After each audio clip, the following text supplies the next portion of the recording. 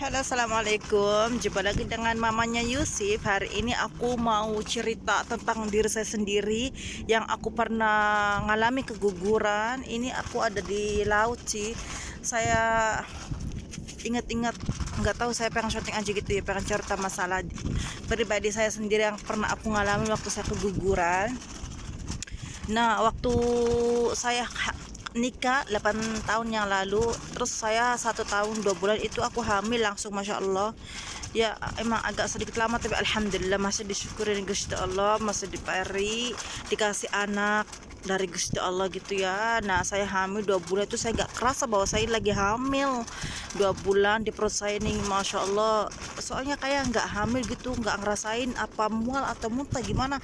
Anak pertama saya masya Allah nggak nyusahin. Nah, waktu udah 5 tahun kemudian udah aku lahirin, alhamdulillah anak saya selamat sehat, alhamdulillah masya Allah. Nah, udah 5 tahun kemudian, nah aku hamil lagi. Nah, hamil lagi udah sebulan 2 minggu atau 1 minggu gitu ya. Terus saya ngecek ke dokter, kata iya kamu hamil katanya. Nah, waktu itu saya nggak percaya, kayak ngimpi gitu. Ya Allah, alhamdulillah. Saya kira waktu lahiran pertama saya, waktu di operasi sesar itu, saya kira enggak dibikin apa ya, nggak jadi hamil lagi kena gara-gara operasi gitu pikiran saya. Tapi alhamdulillah saya masih diberi hamil lagi, sampai saya senang gembira. Gimana ya, orang dikasih anak lagi pastilah senang gembira ya. Nah, terus udah gitu saya pulang, saya kasih obat itu apa namanya, si Habafulik, biar menghindari si cacatnya si baby gitu, gimana ya. Nah, waktu udah kemudian 1 minggu saya ngeflek. Nah, ini sih hamil waktu pertama ngeflek ini, saya hamil waktu bulan puasa tahun 2020. Bulan puasa ini yang saya pernah ngalamin. Nah, tanggal 21 kira-kira saya terakhir mens aku. Nah, setelah itu saya habis lebaran itu saya kok enggak itu mens. Saya kira udahlah mungkin itu telat aja gitu ya. Tentu saya hamil 1 bulan 2 minggu kata si dokter. Waktu saya ngecek gitu ya, saya pertama tes pack dulu di rumah, terus yaitu dibilang aku hamil 1 bulan 2 minggu kata si dokternya tuh.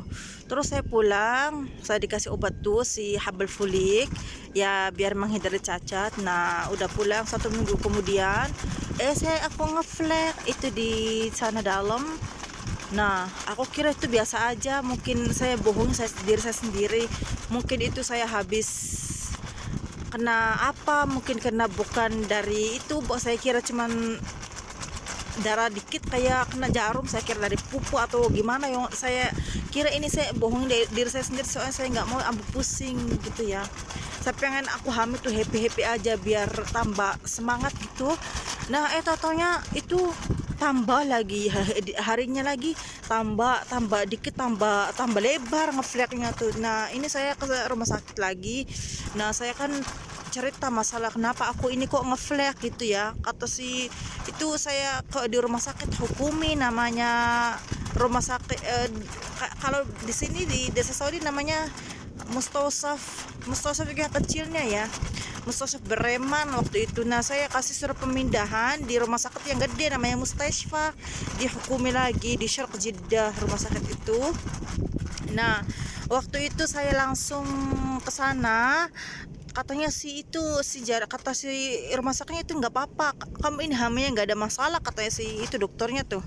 Saya kok heran ya, wah masa hamil, saya kan belum mengalami waktu hamil pertama kan nggak kayak gini, nggak ngeflek kayak gitu ya. Nah, udah saya pulang. Nah, saya ke situ lagi, kenapa aku ini masih aja berjalan ngeflek, nggak berhenti kan, saya takut si babynya itu kenapa-napa. Kata si itu, ya udah saya kasih ini dokternya lain lagi, soalnya ini bukan rumah sakit buat kita kasih apa ya, jadi kayak tawari, kalau bahasa sini tuh tawari tuh buat ya, jadi dokter itu gota ganti, nggak tetap itu. Kalau soalnya kan masih musim corona apa gimana, jadi ada sedikit berantakan lah, namanya tohari kalau di sini tuh ya kayak gitu, gonta ganti. Jadi siang dokter pegang ini atau malam ini, jadi ya jadi 24 jam itu rumah sakit buat gonta ganti dokter gitu. Jadi saya ke situ lagi, itu dokter beda lagi. Nah itu yang dokter beda lagi itu kasih saya obat penguat. Nah katanya ini obat kamu minum 1 hari 1 kali. Nah ini ada si boxnya tuh 10 biji ya, jadi itu 1 hari tuh ngutangin 1 aja katanya. Kalau udah habis 10 hari kamu kesini lagi katanya tuh, kata si dokternya tuh, orang Masri tuh dokternya tuh. Ya udah saya ke situ lagi, udah habis katanya si babynya itu katanya tuh nggak apa-apa aja bilangnya tuh ya. Terus masa si ngeflek tambah kuat gitu, tambah banyak ngeflek itu, bukan ya nggak kayak mens, tapi kan ngefleknya tuh nggak kira-kira gitu tiap hari. Tapi ngefleknya tuh cuman jam 6 subuh, terus zuhur, terus tuh berhenti nanti asar keluar lagi, berhenti kok nanti jam 12 malam gitu. Jadi berjam-jam apa sih, jadi udah 4 jam nanti ngeflek, ini berhenti nanti ngeflek lagi gitu. Jadi berhenti kok nanti jam 12 siang, nanti jam 6 ngefleknya tuh, waktu ngefleknya asar jam 12 malam gitu. Nah saya itu waktu itu malam itu saya keluar ngeflek, ada darahnya gede gitu ya. Jadi saya tambah takut, kenapa pas si baby. Jadi saya langsung telepon ke suami saya itu nggak ada di rumah, lagi kerja. Terus aku minta itu kirimin taksi, si Obran namanya kalau di sini ya. Aku dikirimin si taksi buat aku, saya ke rumah sakit sendirian sama anak saya di rumah sakit dekat saya itu yang namanya rumah sakit Palestina. Bayar itu bukan rumah sakit gratisan lagi. Waktu pertama rumah sakit hukum itu gratisan buat pemerintah aja gitu, buat apa sih orang pemerintah sendiri gratisan. Nah aku kan di sini soalnya ikut suami, jadi saya ikut gratis, jadi nggak bayar. Nah itu rumah sakit ini yang akan aku periksa si baby ini, rumah sakit internasional, jadi rumah sakit bayar sendiri. Pengen ngecek apa gimana, jadi saya ke situ, saya pengen tahu keadaan si baby saya tuh ya. Waktu saya masuk ke situ, saya di apa namanya di USG dari bawah gitu. Nah dari bawah itu, nah di USG dari bawah kata si dokternya, ini si baby katanya nggak mengembang, masih kecil aja gitu, jadi makanya dia tuh mau jatuh katanya. Kamu ini pasti ya yang minum obat si penguat itu katanya. Iya si dok, kata saya. Terus ini si obat penguatnya tuh habis hari ini, jadi si darahnya tuh jadi agak banyak keluarnya gitu, kata si dokternya. Iya makanya jadi dia tuh mau keluar si baby katanya. Katanya ini nggak mengubah, jadi dia tuh ngeflek terus kata, karena pengen keluar si baby, karena kamu ini minum obat penguat, jadi dia tuh masih bertahan di rahim kamu, tapi percuma bertahan juga, kata si dokternya.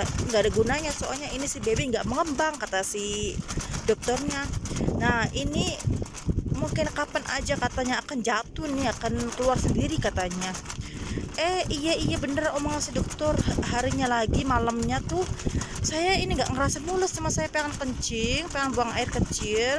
Tatonya dia tuh keluar dalam kursi ada plastik mengembang gitu ya, saya ambil. Tatonya si plastiknya si baby. Nah terus nggak lama-lama darahnya keluar. Iya kayak saya kayak habis dikasih gitu tamparan gitu, kaget, enggak kaget, kayak mengayal jauh gimana, enggak fokus lah. Nah terus aku telepon ke suami saya bahwa aku ini keluar si ini saya fotoin, saya kirim ke suami saya ya. Terus suami saya langsung minta izin, terus pulang bawa aku ke rumah sakit. Saya di sana belum aja saya dicek, baru ngobrol sama si dokter itu keluar si ari-arinya semuanya, keluar semuanya.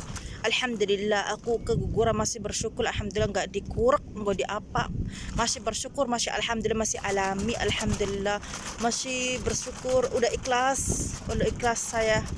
Udah tadi saya emang sakit hati, nggak percaya bahwa si baby ini akan terjadi kayak gini nih, akan terjadi keguguran saya. Jadi cita-citanya tadi saya akan 2 anak, akan punya anak lagi gitu.